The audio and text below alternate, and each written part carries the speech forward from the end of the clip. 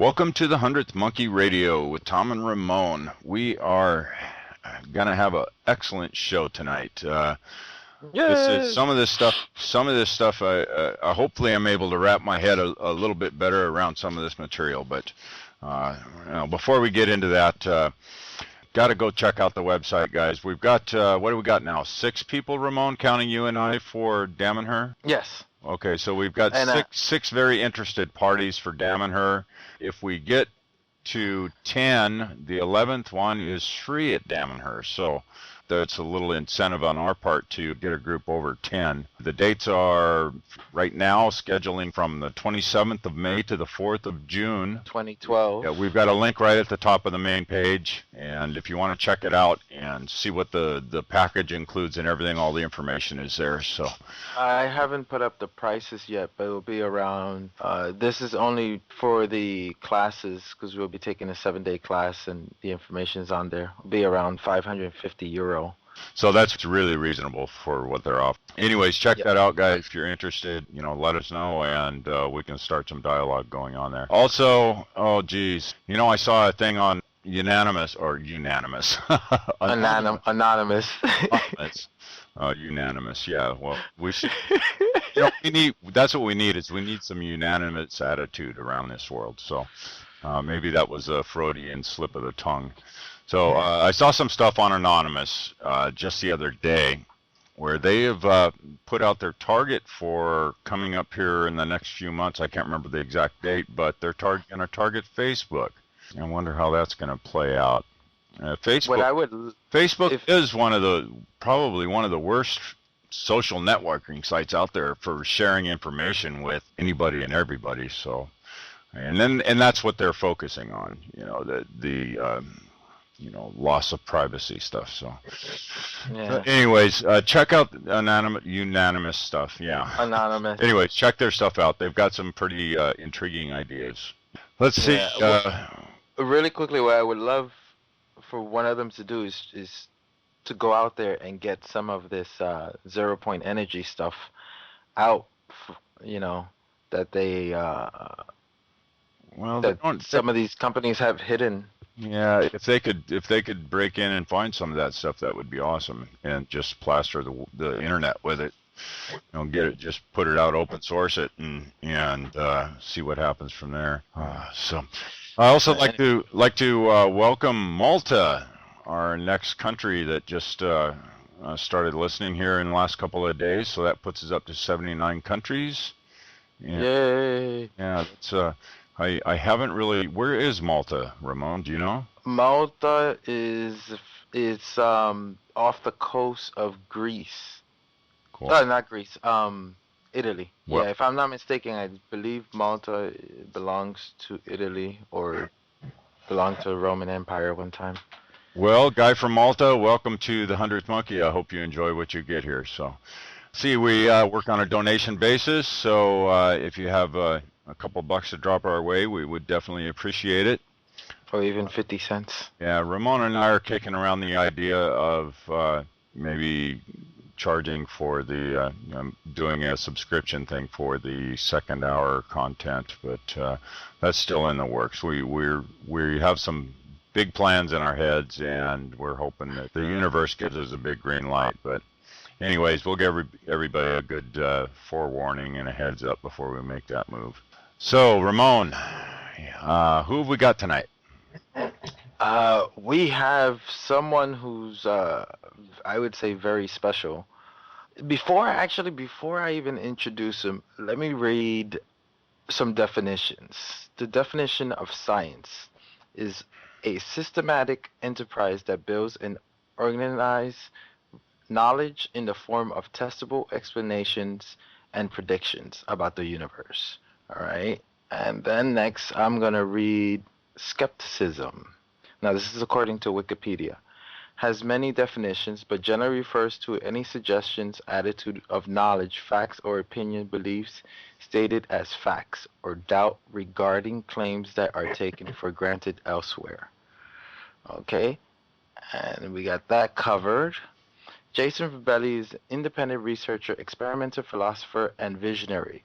His focus is the work of Walter Russell, Professor John Searl's technology and suppressed unconventional research ranging from cosmic energy, alternative medicine, the science of spirituality, and much more. His uplifting ideology is the unique and for the past 5 years has dedicated himself to presenting information that isn't mentioned anywhere in the mainstream news or even many libraries. Welcome to the show, Jason. Thank you so much for having me. And I wanted to read those out there so people understand, because I was actually discussing your work at all places in a bar in Chiba, because I live in Japan. And the guy says, I only believe in hard science. And I turned around and left, because when you're trying to give someone hard science and tell them where to do the research and they turn around and they say that, there's no talking anymore. There's definitely a lot of skepticism and pseudo-skepticism. I don't know if you can even call it skepticism. It's almost a religious blindness. Yeah, that's what I call pseudo-skepticism. A true skeptic will look into information even though it might not correlate with what they have previously learned or encountered. But a pseudo-skeptic will blatantly disregard any new information because it might seem esoteric or it might seem like it not have any validity. So there's a major difference in how you approach material, and certain material definitely meets a lot of resistance. Oh, Yeah. absolutely. Oh, I want to mention, I want to give credit where credit's due. I want to say big thank yous to Thomas Malone, which you did the interview, and that's how me and Tom heard about you. Who's actually, he lives about an hour away from me. Oh, that's wonderful. Yeah. I think it's less time by train. But anyway, Where do we want to go here? Let's start with now. I have looked at. There's one point in the paper that you asked us to take a look at, which was absolutely amazing, called the twin opposing vortex and the illusion of pull. Now, I started looking at this, and then there was a spot in there where you talked about the speed of light, and you kind of turned things around where you postulated that light is not what travels. We are actually the thing that travels. Can you explain that just a little bit? And then that is one of the most profound concepts that I learned from a man named Walter Russell from studying his work. He was around at the time of Nikola Tesla, and it's reported they were quite good friends and exchanged a lot of information with each other. And Nikola Tesla told Walter Russell to lock away many of his ideas for the next 1,000 years until humanity was ready. In his book, The Secret of Light and A New Concept of the Universe, he really starts to break down completely different approach to science. It's absolutely backwards to what we're classically taught. And one of the main things that he said was that light does not travel at all. And that one statement was so profound, and the implications of that are so deep, it's beyond comprehension. And all matter is in motion. We are made of matter, which gives us a false perspective, and light is the only stationary thing in the universe, according to Walter Russell. And we move, light doesn't travel. And what science is measuring is not the speed of light, but it's something else. And the equations and the math are correct, but the values and the concepts are wrong. I see it's just a very different approach. I got a picture in my mind when I started thinking about this, and I had to wrap consciousness into this whole thing. And I pictured myself, okay, if you understand the concept of us being, we are all, we are part of all, we are this consciousness that I call Tom, this being that I call Tom, is connected to everything in existence, then in a symbiotic sort of way, that when I look out and I like that right now, I'm looking out and looking at a cloud. That cloud is actually connected to me, and what is happening is my consciousness is what would be traveling to perceive that cloud. So basically, what I'm kind of seeing is basically all I am doing is becoming aware of what I am perceiving as a cloud, or that light that is, it would go back into the other physics, the light that is traveling toward me. What I'm perceiving here is just becoming aware of the cloud. It's really hard to explain this, isn't it? Yeah. Well, consciousness is the main key to everything. It's the ultimate source of all motion. And in order for you to get up from your chair and do something, you have to have a desire, or you have to have the idea of doing it. And all things in motion were set in motion from an original idea. Is this, the more I think about it, the more it explains a lot of things. So, for example, I don't know if you're familiar with Dr. Brooke, but Dr. Brooks Agnew says that if we were to take the perspective of light and see what light sees, that you would be everywhere and everything in the universe at one time. Exactly. That light doesn't have one perspective. And the other thing is, when you, for example, when you throw a baseball, your mind knows how to react to it. I forgot how many split seconds before your eyes see it. So that would make sense if it's us moving it and not. Boy, this is really out there. So yeah. Well, they put your seatbelt on today.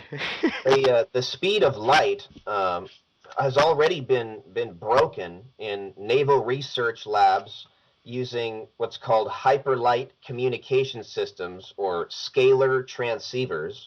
And there's a bunch of technical terms, but the so-called speed of light isn't what they think it is. They are measuring particles traveling within light. Light, according to Walter Russell, is rest. And all things in motion want to seek a state of rest. Everything wants to become into a state of peace. Go into the light. Rest in peace. Be one with the light. Be centered. Be still. All these things and sayings are a little more than cliche to me, and they seem to correlate with these suppressed researchers, and especially with the concepts of Walter Russell. Mm-hmm. Well, first question is, have you become a Sifu or a master of 0 point yet? No, absolutely not. I'm not a master of anything. I'm just a student of life and a student of this information, trying to understand it and piece it together myself, and just have as much help and insight as I can get, so that later on in my life I may become a master.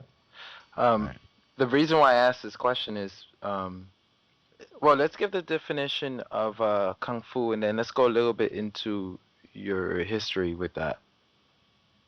Sure. So, yeah, if you can give us the definition of Kung Fu.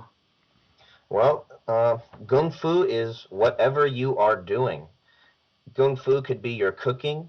Kung Fu could be your painting or your artwork. It can be your martial arts. Whatever you put your mind to could be your Kung Fu. In the traditional sense, it's the martial art and the mental discipline to overcome obstacles and to also defend your temple or your home or yourself and others. But Kung Fu to me is whatever you happen to be doing. So if you're working on a car, it's your Zen, you can say. So Kung Fu is another term for Zen. The Zen in the art of free energy, Zen in the art of radio shows. Yeah. The reason why I asked that question is because I've noticed that that's your approach to, when I was reading the paper, I can see that that's your approach to this, where some people may do something and just do it, but I think absolutely. I look at a lot of things from the perspective of martial arts, like Bruce Lee looked at water, and in the aspect of free energy and water, or at least enhancing water, if water travels through a straight pipe, and if you just punch in a straight line using a lot of force, you're going to meet resistance, your muscles will get tired faster, and you're not going to be able to hit as hard. And the water itself will lose energy. But if you're fluid and you move in curves and in swirls and you use your own force and gravity with you, and you have water flowing in a vortex, that same water will reap a lot more energy.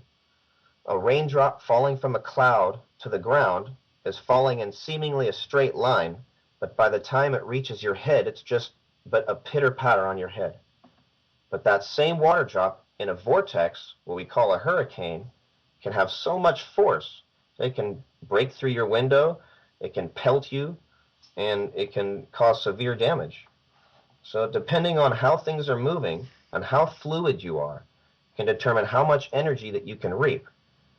And applying that concept to energy and coils and using cones seems to reap a lot more benefit than what we are just doing commercially or just standard and just throwing things together. It's an artwork, and Kung Fu is an art. It's a martial art. There's discipline, but it's also a work of art. And your Kung Fu is whatever you're doing, making it a work of art of your own. Right. With that being said, let's bridge the work of Dr. John Searl and what's the other gentleman's name? I always forget his name. Professor John Searl. He's not a doctor, but he's an honorary professor. Professor and the other gentleman we were just talking about. Walter Russell? Yeah, Walter Russell. Let's bridge that with the ideas and concepts that a lot of these monks were saying that you were mentioning it earlier. What are the two relations you see between the way they look at life and the way these two gentlemen were looking at life, and the reason why they would be able to come up with these concepts and ideas? Exactly. Luckily, Professor John Searl is still with us, but Walter Russell passed away in the 1960s. Both of them had very rough childhoods, and Walter Russell left his home at the age of 8 to start work, and so he could support his family. And he was a sculptor, a painter, professional horseback rider, dancer, and ice skater, unified theory in physics and cosmology, painter. He was just he was the Leonardo da Vinci of the 20th century. And not too many people have heard of this great man, Walter Russell. And Professor John Searl was in an orphanage and was treated very poorly, was beaten and rendered deaf, mostly, and he was rendered deaf in his right ear and mostly deaf in his left ear, and was just left to his own devices to think by himself, because everybody considered him just too mute or too lame to teach, and don't bother with that kid because he can't hear us anyway. So he started thinking and playing with magnets and just observing nature, just like Walter Russell. Walter Russell would go into the woods for 3 to 4 days at a time when he was 8 or 9 and 10 years old, and nobody would know where he would go. He would just go into the woods and say that he was in complete ecstasy and go meditate, and then come back completely healthy, didn't have a scratch on him. So when kids are left to their own devices in such harsh conditions, some people seem to shine through because they have some innate message to bring humanity, or they just happen to observe nature in a different way than the rest of us do, or I'm not sure, but both of them have quite similar childhoods in that they were teaching themselves and just observing nature as it is, with no bias from the school system. That makes me think of Victor Schauberger's childhood too. Yeah, nature was my teacher. Yeah, Does Nikola Tesla's by any chance come from a similar background, or his is completely different story? I'm not sure of his childhood. I haven't looked into his earlier years much at all. But he was from Romania and came to America, and from the, he was brilliant, and he had invented the alternating current, the on and off switch, by the time he came over to America. And he was doing work before Walter Russell and he had met, but it's known that he and Nikola Tesla, both Walter Russell and Nikola Tesla, met up, were good friends, and most of the scientific community at that time knew about Walter Russell, but he seems to be stricken from books and stricken from other reviews, and his work isn't known much. But Nikola Tesla is very widely known, at least in the free energy culture. When I was in school, they taught Thomas Edison, not Nikola Tesla. Same here. Right. Yeah. They might have mentioned him here and there. Oh yeah, he's the guy who invented the on and off switch. He's the guy who Edison, ripped off. I've never heard of him till about 2004 or 5. Oh, probably when the car company came out. Well, actually, there was a documentary, and the documentary started was like, all these things you use and do, and you don't even know who's it from or something like that. And then they start going into his life and showing all the credit. But I mean, we all know that Thomas Edison basically got his ideas from the people that was working for him. I don't know if he ever came up with anything himself.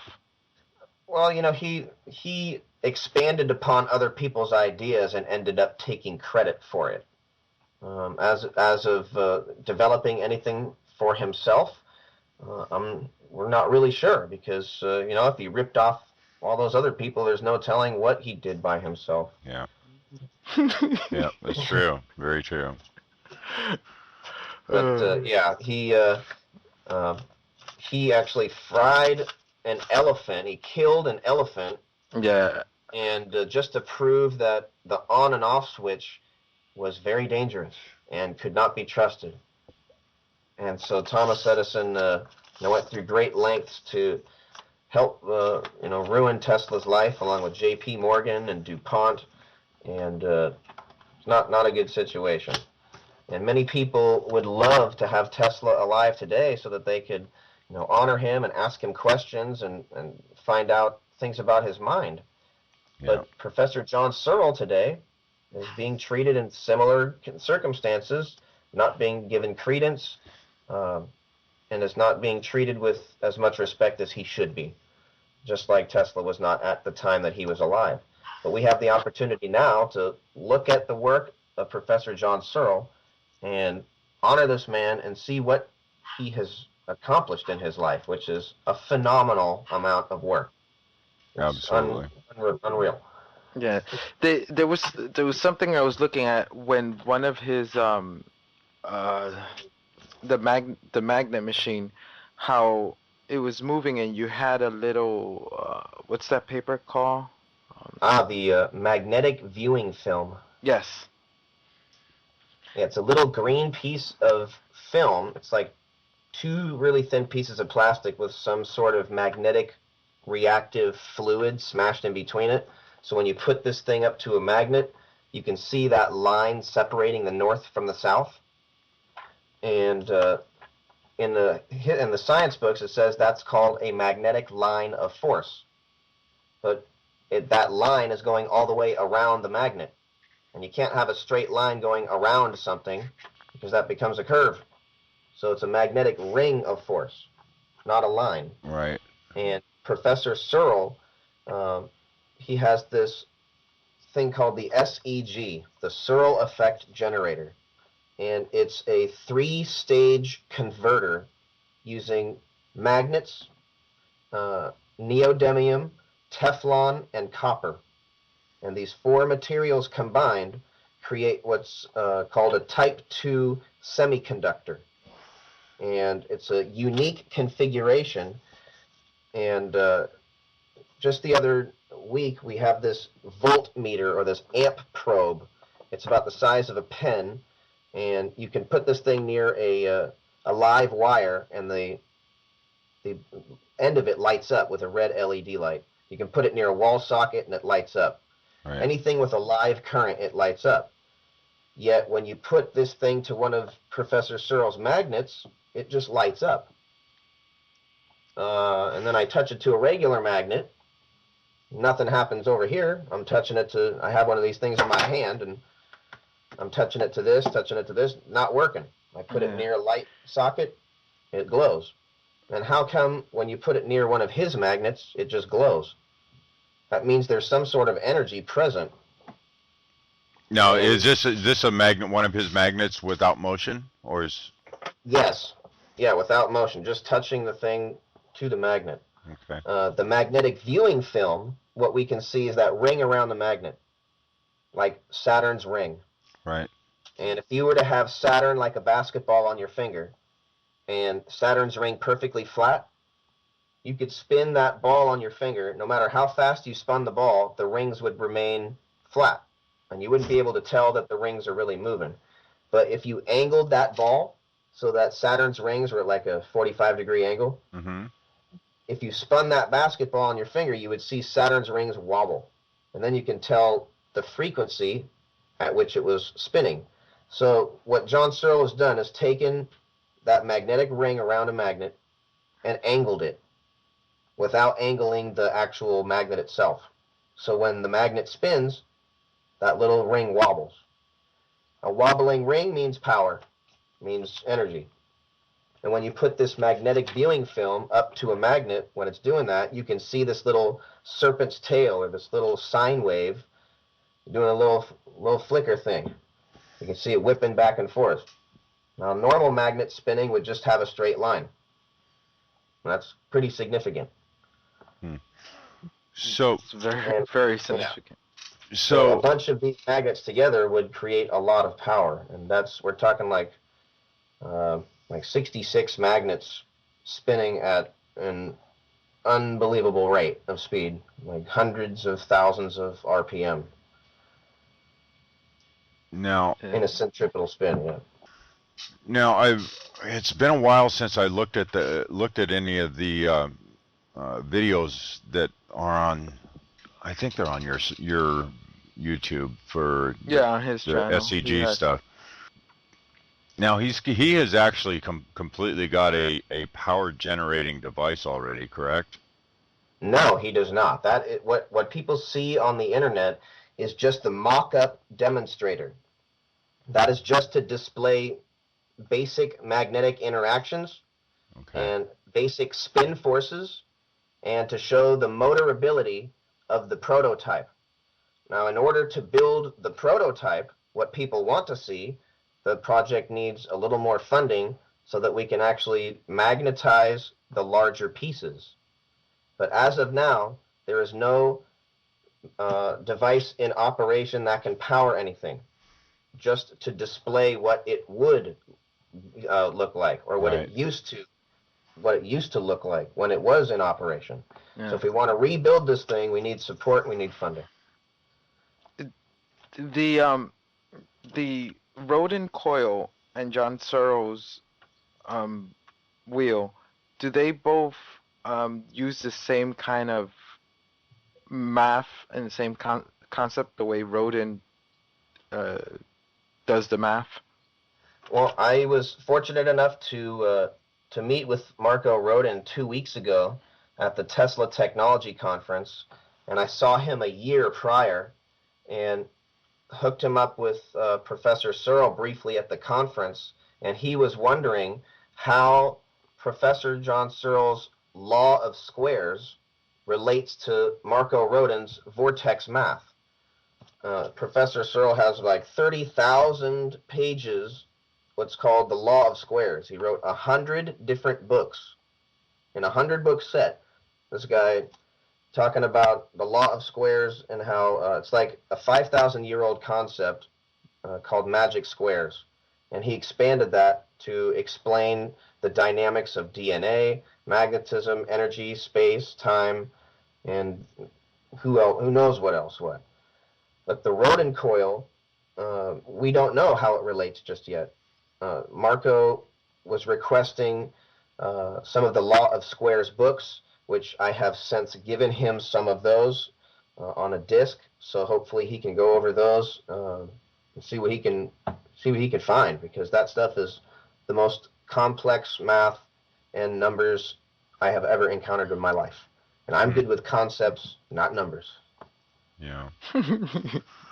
What I'm kind of getting out of this is that there's several different concepts that are all coming together to create this quote unquote free energy device that I think it's all out there, and it's all just a matter of getting all the pieces put together. And I see work from like I see Wilhelm Reich's influence in here as far as drawing energy from just the 0 point. And yes, then Walter Russell. Oh my God, where do you go there? I mean, it's just all these different guys that added significant parts to this whole concept. And I think Professor Searl has, from what I've seen, and I'm, when it comes into technology, I will claim ignorance. I know enough to get myself in trouble. Let's put it that way. Or I know enough to keep myself out of trouble, because I don't go there very often. But God, this stuff is just so intriguing. I so want to see this all happen. Yeah. I want to be able to order one. Have you ever looked at a book called, it's by Paul Potter, and he basically breaks down the way a UFO or an exotic vehicle works. And a lot of the things he's saying in the book relates to all these gentlemen's. Once again, the toroidal field. And basically what he's saying, that they're creating like these miniature black holes in. Yeah, well, we gotta be careful in the terminology that we use, because according to Walter Russell, there are no such thing as black holes. There's no such thing as something that sucks in light, because light doesn't travel at all. There's no, it's a black hole. What Walter Russell describes is the result of two vortexes that we can't see. Both of them are spinning clockwise, and both of them are corkscrewing through each other, tip to tip. And it's as they are corkscrewing through each other that we see an expanding ring or a collapsing ring. And that's exactly what he describes that's happening inside these ships. And there's, from what I understand, and I've had the opportunity to speak with Dr. Stephen Greer and spend a couple weeks with him, and his descriptions of some unconventional aircraft are just like this, but there's so many different types.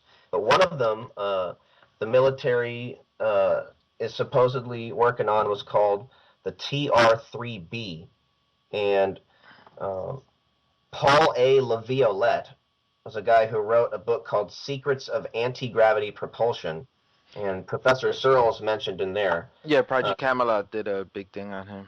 Yeah, he's a really, really smart guy. So he was describing how this thing has a hollow donut, hollow toroid, and it's filled with a mercury-like fluid that's magnetic. It's like a magnetic superfluid, and through electric thrusts or electric fields, they start spinning this fluid inside that hollow donut, and it creates an electric charge which they say cancels out 85% of the craft's weight, at which point they use 3 boosters or thrusters at each point of the craft, the triangular shaped craft, to create the rest of the thrust and the lift. But that's using a hollow donut. We see a lot of flying saucer models, which are disc shapes, which they could have a ring using a donut type, technology, and it just seems that, the rodent coil also, there's 2 wires going in the rodent coil, and you send one charge going down, one charge going up. So it's like 2 vortexes, again, and they're going through each other. Every time you have counter-rotating fields, some weird stuff happens. And if you have counter-rotating vortexes that are actually going through each other, they won't collide. There's no collision. They effortlessly corkscrew through each other, and they speed up as they go through each other. And that's Walter Russell says there was no Big Bang because there's no collision. Vortexes never actually touch each other. They just go through each other. So there's no violent explosion. There's no violence at all. It's an effortless transition, an equal balance.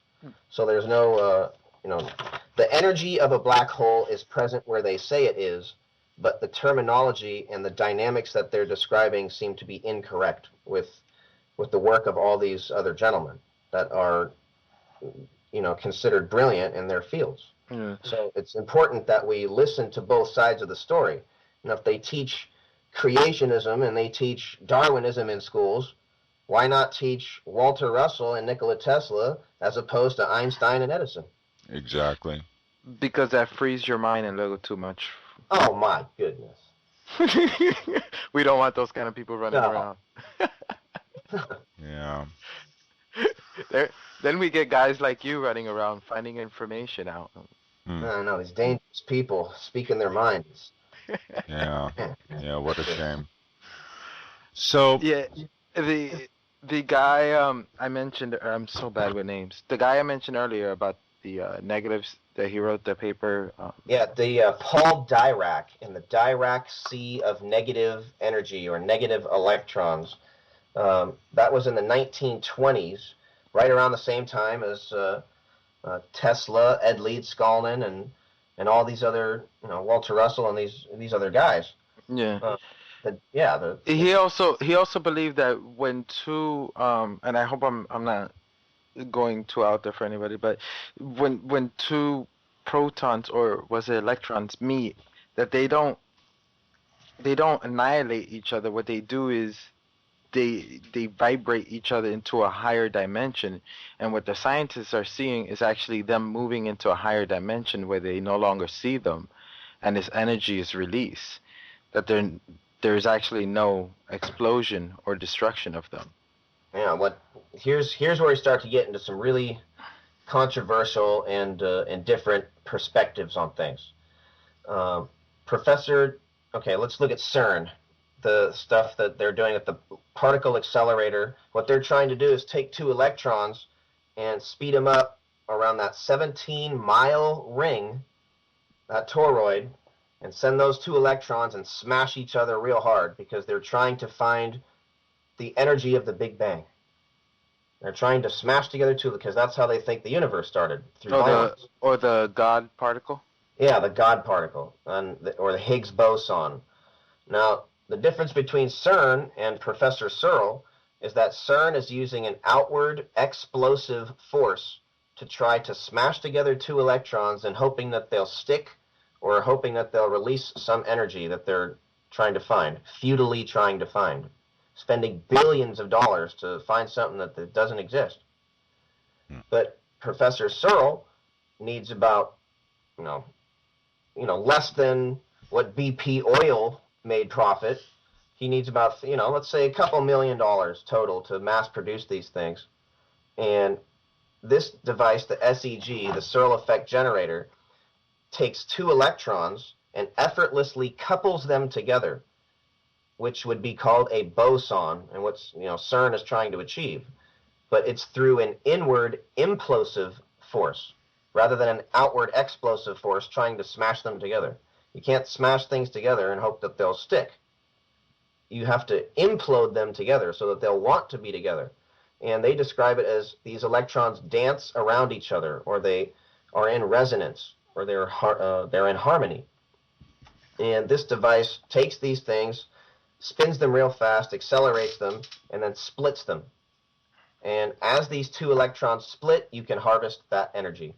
and then they go back into the device and couple again, then you split them again, then couple, then split. So you're never actually destroying everything. You're just coupling them and you're recycling the energy that's already there. And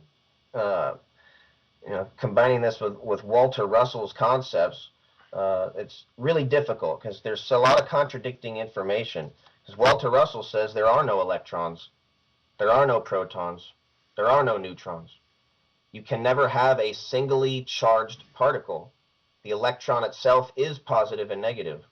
The proton itself is positive and negative. You can't just have something that's singly charged.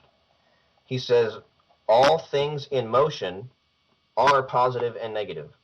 Just by being in motion, automatically things are divided and have a dual energy. And if anything is in motion, so an electron is in motion, therefore it has a dual energy. A proton is in motion, therefore it has a dual energy. So things don't work exactly as they teach, and we gotta look at this differently. Yeah, I agree with you 100%, but I think we also should look at why is it that they can look at something very differently, because just by what you're describing math and science, but you're also describing a way of living. So, the way they look at things is let's smash it together and see what we get. Where you're saying to smash it. Yeah, where you're saying is let's work in a rhythm pattern. So if you take that into everyday life, I mean, what's the huge difference you're gonna get? One thing I find interesting is that the scientific method, the first step is make an observation, and then you make a hypothesis and you test it, and you go through the steps. Well, to my knowledge, nobody has ever observed an atom. Nobody has ever taken a picture of one. All we see are cartoon models. We've never actually seen an atom. They speculate what they can find. Niels Bohr came up with a model, but they've never seen one. They've never seen a black hole either. They do the math. They say that their data comes back, and then they do the math and say, well, our math tells us this concept must be right.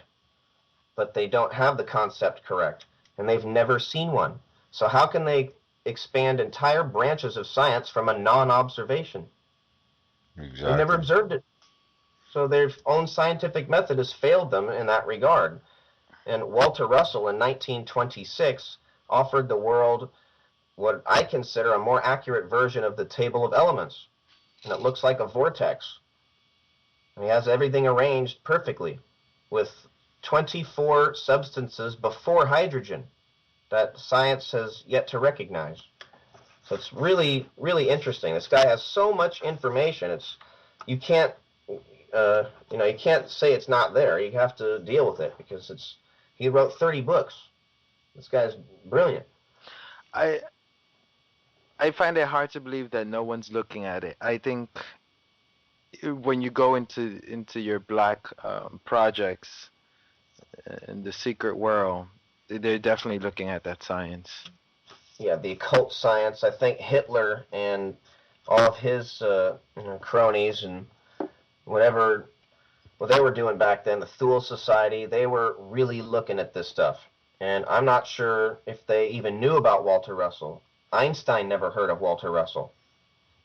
So I'm not sure if the Nazis got a hold of this information before or after Russell developed it, but they seem to have come upon the same type of information before John Searl, before Russell.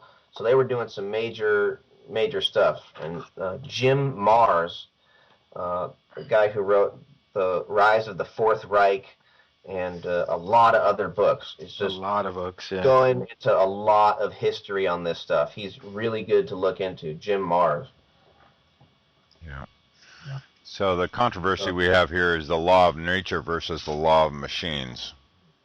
Yeah, or the law of man. Yeah. Well, I think it's the pseudo law of man versus the true law of man. Because when you look at the indigenous cultures, that's not their law, and that's not the way they think. They think in the same way that that things should work in a rhythm, work together. Exactly. I take hieroglyphics and all those temples to be a lot older than they teach, and to have completely different meanings than what Zahi Hawass wants people to think. Yeah. And if you notice that Mr. Hawass now has been deemed not credible after faking a bunch of artifacts, about faking the tomb. They said they found a secret chamber in the pyramid. They sent a camera in there, and they searched around. But it turns out all that was fake. And Zahi Hawass was condemned for that, and now he is no longer as prestigious as people originally saw him. That's actually kind of good, because he's always poo-pooing Anthony West's work and a lot of those guys. He's already doing done some his damage. Yeah. Yeah. So there's a concept, and okay, so how would you go? Do you think it's possible for me to travel through on the Earth using its ley lines, or quote unquote portals? Well, according to Walter Russell, there are no black holes, there are no wormholes, no white holes, no green holes, or whatever other color holes they decide to invent. But we can travel at incredible rates in what people might consider the speed of light or beyond. And I do think that there are certain power centers and vortex energies or ley lines on the Earth that can be harnessed with energy. As for traveling and teleporting from one place to the other just from those energies, I'm not sure that that can be achieved unless you had some technology to work with that. But a guy, Ed Leedskalnin from Latvia, came to America in the 1920s and built what's called Coral Castle in Florida, and it's still standing there today. And supposedly those ley lines on the Earth intersect perfectly right where he built that castle. And the only other point where they perfectly intersect is Egypt, right at the pyramids. It's the only place where all three ley lines are intersecting at like 90-degree angles and a 45. So there's I don't know the true grid, I don't know the layout or the map for these energy centers, but they're definitely there. And Hindu temples and Native Americans and even Grecian caves had gods or higher beings or higher energies around them, and were considered very sacred places. So there's a lot of validity to this stuff that seems to be beyond explanation and measurable observation. Yeah, Ed Leedskalnin, he did some pretty amazing stuff, building that whole place by himself. Twice. That it's a flywheel. The flywheel. That thing is very intriguing in itself. Yeah, according to quote unquote scientists, that should not work because the weight is too heavy. Yeah, well, that's he has this magnetic flywheel. It's a bunch of like horseshoe or V magnets, 5 stacked on top of each other, and then they're all in a circle with like 12 of them in a circle. And he mortared them together, and they go around in a circle, and they create some sort of magnetic current. And he has this whole setup where he created power and would generate electricity and would levitate stones. But the weird part is, he was levitating the stones, and he built the castle before he built the flywheel. So how did he levitate those stones without the flywheel? How did he quarry those stones first? How did he lift the first stones? Yeah. He didn't have anything. Yeah. That's so there's something really important there, and his castle is still there. He tore down his castle stone by stone, had people come with a flatbed truck. He said, leave your truck here for 15 minutes. I will load it, with over 25 tons of rock. I will load it myself. Just stand over there in the corner and I'll be done. Sure enough, this little 100-pound man, 5 feet tall, would put a 25-foot stone, tons, 9 tons, 25 tons of weight, would perfectly lay them on a flatbed for this guy to come drive them away. Then he drove them to a new location. He took them off the flatbed by himself. Nobody knows how. He wouldn't let anybody see, but the castle's still there today, and it's proof. It's standing there, but nobody's really looking studying at it. Which makes no sense why nobody is studying that. Yeah, it's the implications of that. He had a telescope and a sundial, and he said that physics books and geology books and astronomy has fooled the world with their current models. This is back in the 20s he was saying this. He said, come and just see my sundial and my telescope to see the true path of the sun, and science will be changed forever. He left some clues. He left some clues at that place, too, and, puzzling all that stuff out, it's going to take a mind that has the same capabilities he had. Or well, I want to know where along the same lines. Where he learned this or how he came up with it. Some people say that his dad was a Freemason, and he learned it in Latvia before he came over here. I think Ed Leedskalnin worked for the Tsar of Latvia as some guard, and possibly learned it through the intelligence there. Don't know. Or maybe he just figured it out like Walter Russell or John Searl as a kid and just did it in a way that nobody else thought was possible. Don't know. He's such a mystery. Whenever anybody asked him why or how he did it, he should say, it's not difficult if you know how. Yeah. And leave it at that. So that's not very helpful, Ed, but thank you for leaving your proof.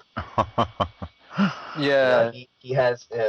we have to decipher everything the guy said, and he left us enough clues, but we gotta decipher it and interpret it ourselves, because it's some really profound research. He left a booklet called Magnetic Current, and it's very cryptic, but you can test. He has very simple tests that you can do with magnets and a little electric charge and wires and little strings, and he validates his theories.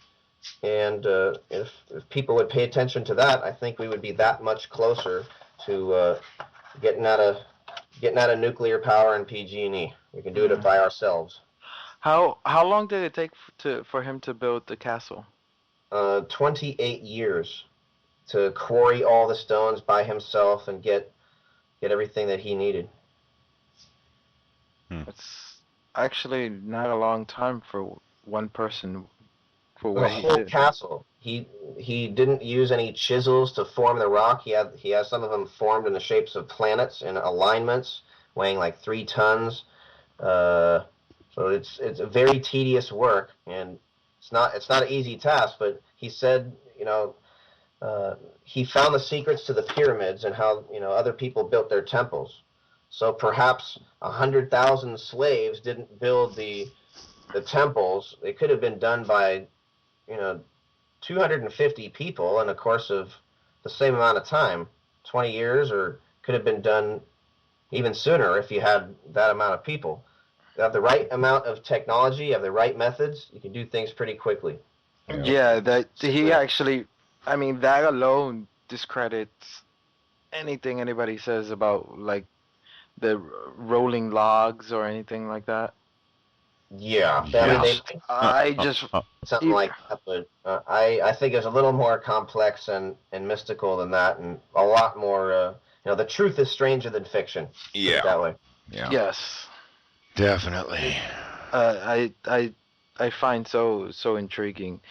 So what can the average person, because most of us, would love to see this technology in our homes and houses, and what can most of us do who are not like, the scientific brains? What can we do to help on this? we can try to understand it. At least look at the information and give it a go over. You can't be in a hurry. That's the thing. You have to just look at it every week or every couple times a month. Keep looking at the information. Talk to people. Go to the websites. I put a flyer together. I think you have that uploaded on your site. It's the free energy flyer for the public with working links. And I put a bunch of information on here people could look into that has to do with current research, current opportunities in free energy, like Andrea Rossi. He's manufacturing his stuff, hopefully going to be commercializing that in November for a cold fusion unit. John Bedini, his technology to recharge batteries. You can take one battery and recharge 14. So there are things we can do at our homes now, but it takes a little bit of understanding of circuits or at least how water flows. If you know how water flows through a hose and through a tank of pressure, you can figure out electricity. It's pretty much how Nikola Tesla first associated energy with water and how water flows. And he built everything in his head first before he applied it, built it in reality, and he got it right every time. So it's just a matter of taking the time to think about it, looking at it, and have it be your gung fu. Have it be your work of art. Whatever it may be, spend some time on it and put some passion into it. And it will definitely come out to be beneficial. If you're just intrigued with this stuff and you want to see it out there, there's people like Professor John Searl who can definitely use some. Oh, if there's a sugar daddy out there that's got a couple $1 million laying around and wants to see this stuff get out on the market, there's definitely some people on this flyer that could help you see it out there. So absolutely, yeah. So agree. We are nearing the top of our first hour here. So you don't have a website for yourself, do you? No, I still have to establish that. Marco Rodin's son actually does websites and webmasters and stuff, and he's supposed to be hooking me up with some fancy stuff pretty soon here. We're going to get working on that. So as for now, I just have my Facebook page. That's it. My YouTube. His YouTube is Real Verbs, correct? Yeah, The Real Verbs, VERBZ, and with a number 2 at the end. You can have it just be The Real Verbs or The Real Verbs 2. I have 2 pages. Okay, and those links are all on that flyer too. So if you guys want to check out this material, we have links there on the website, and I definitely suggest you look into it. So, well, we will be back in the second hour to continue talking. We want to talk some more about get into Walter Russell a bit and his theories on light. I find that just absolutely fascinating. Thank everybody for listening. Condemnation without investigation is the height of ignorance. I was going to say your quote. What was it? Wherever the imagination can take you, the technology will follow. Yeah. Namaste. Thank you.